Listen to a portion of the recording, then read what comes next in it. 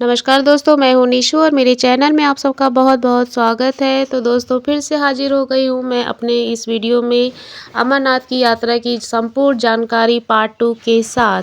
तो दोस्तों आइए चलिए आपको आगे की जानकारी देते हैं। तो दोस्तों आपको बता देते हैं कि शिवलिंग जो है वहाँ पे कैसे बनता है।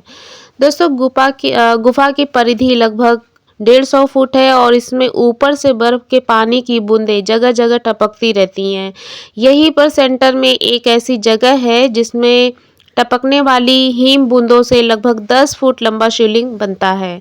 जी हाँ दोस्तों, आश्चर्य की बात यही है कि यह शिवलिंग ठोस बर्फ का बना होता है, जबकि अन्य जगह टपकने वाले बूंदों से कच्ची बर्फ बनती है, जो हाथ में लेते ही भुरभुरा जाती है। मूल अमरनाथ शिवलिंग से कई फुट दूर गणेश, भैरव और पार्वती जी की वैसे ही अलग-अलग हिमखंड बन जाते हैं। गुफा के सेंटर में पहले बर्फ का एक बुलबुला बनता है, जो कि थोड़ा-थोड़ा करके 15 दिनों तक रोजाना बढ़ता रहता है और 2 गज से अधिक ऊंचा हो जाता है। दोस्तों चंद्रमा के घटने के साथ-साथ वह भी घटना शुरू कर देता है और जब चांद लुप्त हो जाता है तो शिवलिंग भी विलुप्त हो जाता है। ये बहुत ही आश्चर्यजनक बात है दोस्तों।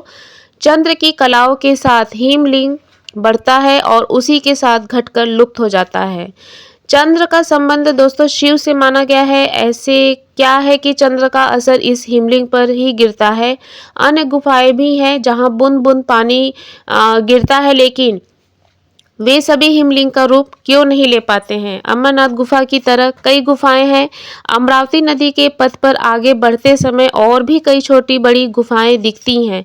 वे सभी बर्फ से ढकी हैं और वहां पर छत से बूंद बूंद पानी टपकता है, लेकिन वहां कोई शिवलिंग नहीं बनता है। क्या है इस गुफा की पौराणिक इतिहास, आइए आपको बताते हैं दोस्तों।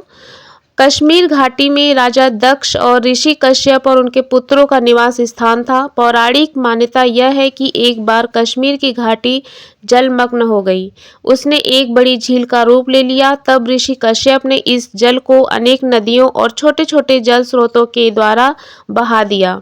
उसी समय भृगु ऋषि पवित्र हिमालय पर्वत की यात्रा के दौरान वहां से गुजरे।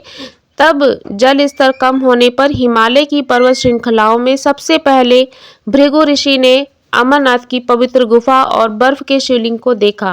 मान्यता है दोस्तों कि तब से ही यह स्थान शिव आराधना और यात्रा का प्रमुख देवस्थान बन गया, क्योंकि यहाँ भगवान शिव ने तपस्या की थी।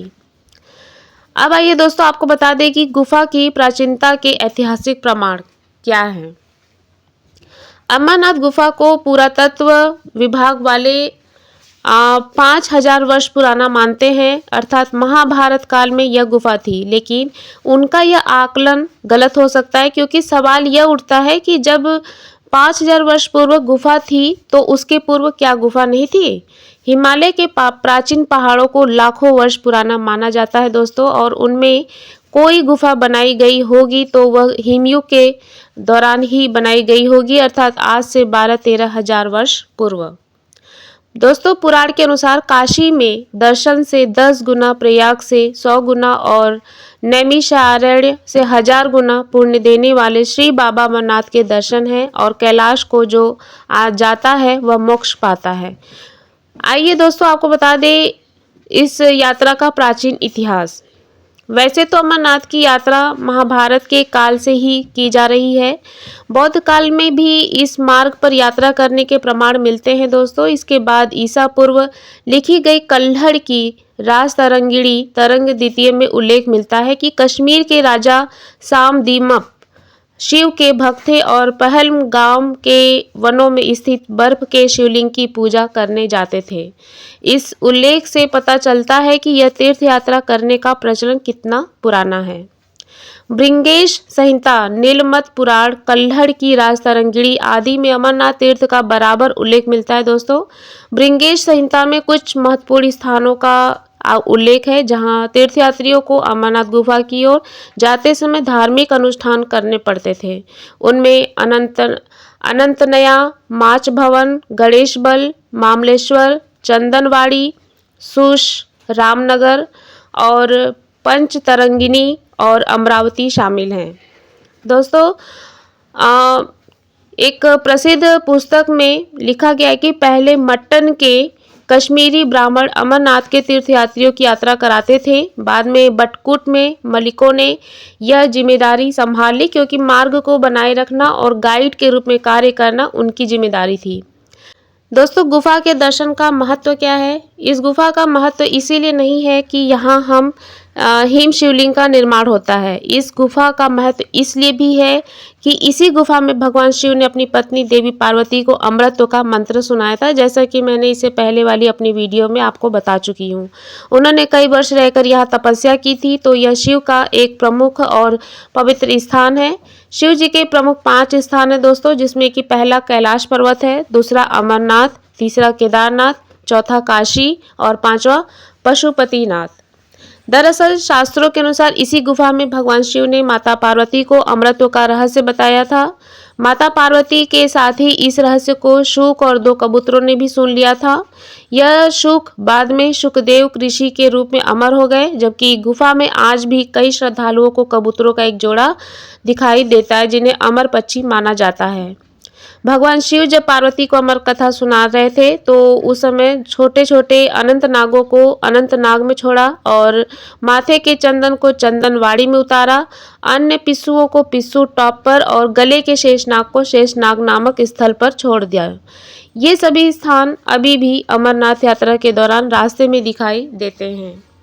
दोस्तों, अमरनाथ यात्रा के लिए रजिस्ट्रेशन जो है वो 15 अप्रैल से शुरू हो गया, यानी कि आज से। और श्रद्धालु जो है वो ऑनलाइन और ऑफलाइन दोनों तरह के रजिस्ट्रेशन करवा सकते हैं। और रजिस्ट्रेशन फ़ीस जो है दोस्तों वो 220 रुपये रखी गई है, और ऑफलाइन रजिस्ट्रेशन 600 से ज़्यादा बैंकों में किया जा सकता है।